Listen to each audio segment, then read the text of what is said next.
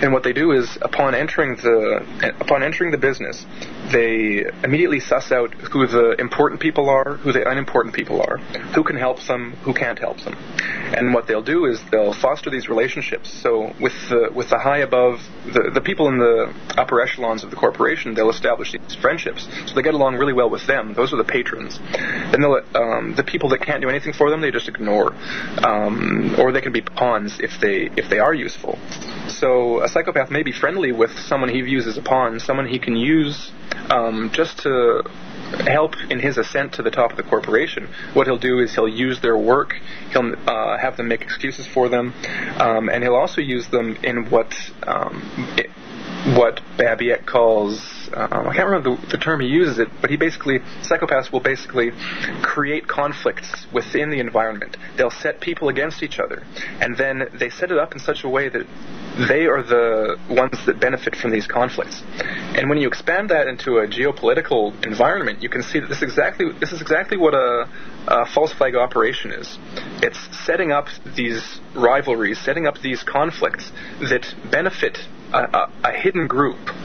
So we have Americans fighting Muslims, and it's this manufactured conflict that only benefits the psychopaths, because if either side of the actual fight was to know the whole story, they wouldn't want to do it, and they'd want to find out who is really responsible. And that's the whole 9/11 movement. We've got people that are seeing this, and so that's really what it comes down to. Is 9/11 is a typical just psychopathic maneuver, and you find this in all kinds of true crime books, the same kind of thing, but people aren't really comfortable applying it to a political level. It's like, again, going back to the true crime literature, you read about families of psychopaths who, upon learning of who and what their father really is, many of them can't believe it and are in complete denial. And if you apply that to the American system and the American public, a lot of people are in denial because it is like a family. It is like finding out that their father is a serial killer. For some people it can be so life-shattering that they won't even go there. And unfortunately, that's a big block.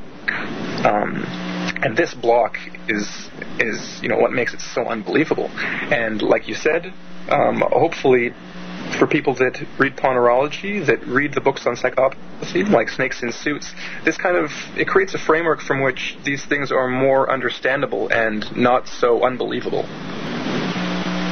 And that gives us the chance to defend ourselves against it. I see patterns, Harrison, in American politics where the really bad stuff, the big lie, the big crime, gets covered up just by people turning away from it, whereas smaller crimes get prosecuted and acknowledged and written into the historical record. Just a couple of examples.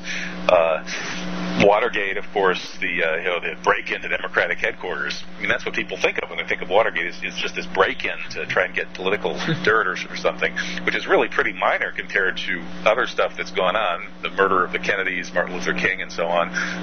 The attempt at a military coup against Franklin D. Roosevelt, the Pearl Harbor deception, Operation Northwoods, the Liberty deception, which Johnson apparently conspired with the Israelis to murder hundreds of American seamen on an unarmed ship, and on and on and on. There are these really, huge things. And of course, 9/11 and anthrax and so many things that have been going on since. These really big crimes we can't face. They're too evil. And instead, Clinton is, caught with his pants down, or, Nixon is caught with some burglars in an office, and that we can deal with.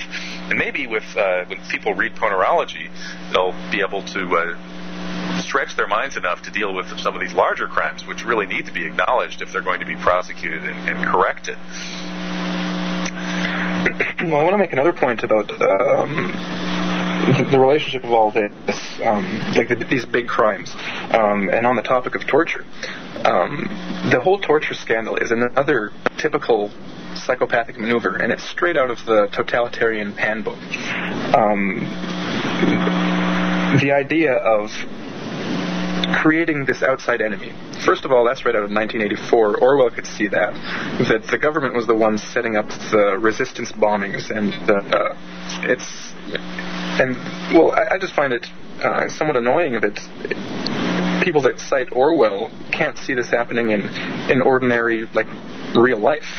But anyway, so we've got this. I agree. We've got this fake enemy, and well, how do you create a fake enemy? You need actual people. So you do exactly what the communists did, or what the Nazis did. You get a whole bunch of people, you round them up. They're most likely, and probably, they're completely innocent of the crimes you're going to charge them with. What you do is you torture them, you get them to admit to what you want them to admit to, and then you stage a public show trial where they reveal that they are what the government needs them to be. And this serves a bunch of purposes. Not only does the torture fulfill the aggressive desires and urges of the psychopaths doing the torturing, it serves as an intimidation factor for the rest of the population. This is what the communists did in all of the Eastern Bloc countries.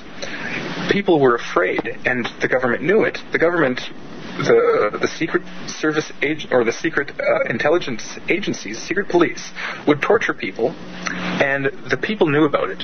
Even if it wasn't talked about in the news or even in public conversation, this was really private stuff.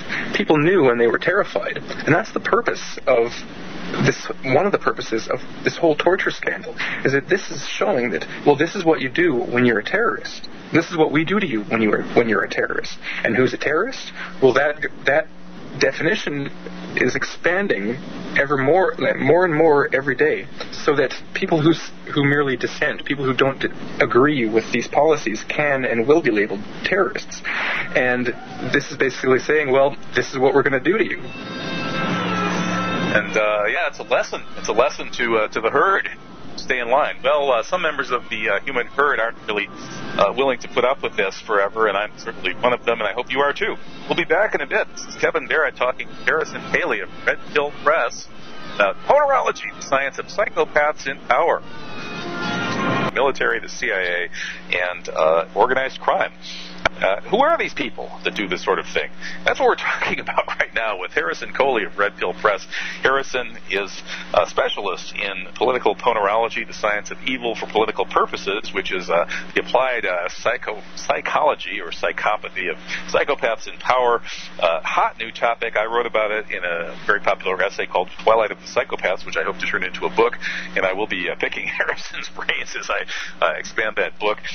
Harrison, in the work I've read on psychopaths, there's often this sense that you get from authors like Martha Stout, who's written a couple of good books on the topic, that these psychopaths are kind of shallow or empty inside in a certain way, that they can put up a good imitation of just about anything, but what they're imitating just isn't there.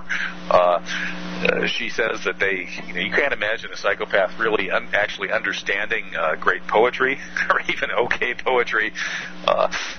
Is that something that you've encountered in your work? This notion that they're kind of empty people? Yeah, absolutely. And that idea goes right back to the first real great work on psychopathy, Mask of Sanity by Hervé Cleckley. And the idea is that psychopaths lack something. Normal people growing up, they have this emotional content. We can call it, Wobachevsky calls it an instinctive substratum. We have these instinctive reactions to things that happen in our environment.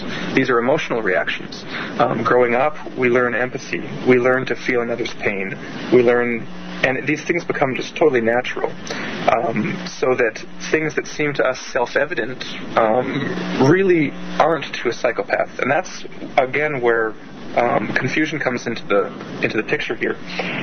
Because psychopaths are born without any of these higher emotions. They may feel what some of their experts call proto-emotions. Now, this can be just simple anger or frustration, or just the rush, the adrenaline rush of being chased by a police officer, being shot at, or something like that. You hear stories like that in Robert Hare's book Without a Conscience about the criminal type. But psychopaths lacking this don't have any comprehension or even any idea of what it really means to be a human. like you said, they wouldn't be able to appreciate poetry or art or anything with any emotional content. Now, the emotional content, like I said, is what makes us human. Psychopaths lack that. So, for a parent to see that their child is a monster is a tough thing.